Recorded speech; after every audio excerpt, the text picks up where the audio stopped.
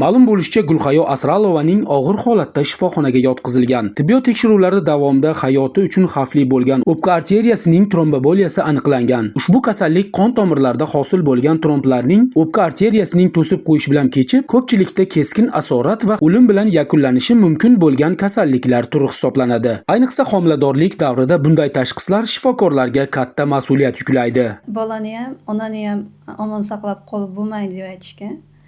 Bular 6 soat davomida yuragimni to'xtatib qo'yib, birinchi o'sha farzandimni olib, keyin kardiologlar operatsiya qilishganda.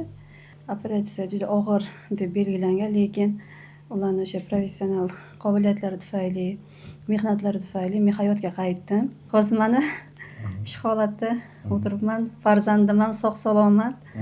Hozir qaynonam qarayaptilar. Ularni ham bir rejimda qaranglar deb ko'rsatma bilan birday telefon qilib turishibdi. Hozir holat ancha yaxshi. 2 kiloga 600 o'g'il farzand ko'rdim. Ayolning ahvoli juda og'ir edi. Vaqt har daqiqasi qimmat bo'lgan bu vaziyatda shifokorlar konsulimi tezkor va mas'uliyatli qaror qabul qildi. Homiladorlikning jarrohlik yo'li bilan tugatish va bir vaqtning o'zida yurak qon tomirlari tizimidagi hayot uchun xavfli tromblarning olib tashlashga qaror qilishdi. Homilador ayolga bir qator tekshiruvlardan so'ng o'pka arteriyalari tromboemboliyasi tashxisi qo'yildi.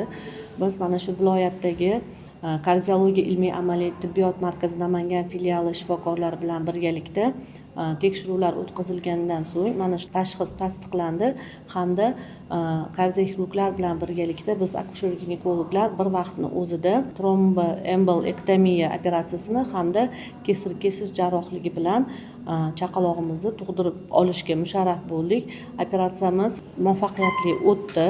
Biz bu operatsiyani Namangan viloyatida birinchi marta kardioxirurglar bilan birgalikda o'tkazyapmiz. Bu yuqori texnologik operatsiya qatoriga kiradi.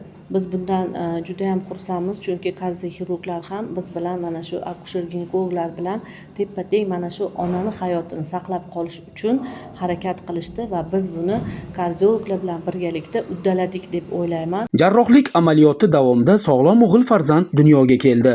Eng muhimi hozirda ona va bolaning ahvoli qoniqarli. Ushbu murakkab jarrohlik yuqori malaka, jamoaviy hamkorlik va tezkor qaror qabul qilishning yorqin namunasi bo'lib, ikki hayotning saqlab qolishga xizmat qildi. Bu shifokorlar jasorati, zamonaviy tibbiyot imkoniyatlari va inson hayotiga bo'lgan yuksak mas'uliyatning yana bir misolidir. Husniddin Hamidov, Rustamjon Soqjonov, Ovoz informatsion dasturi uchun Namangan.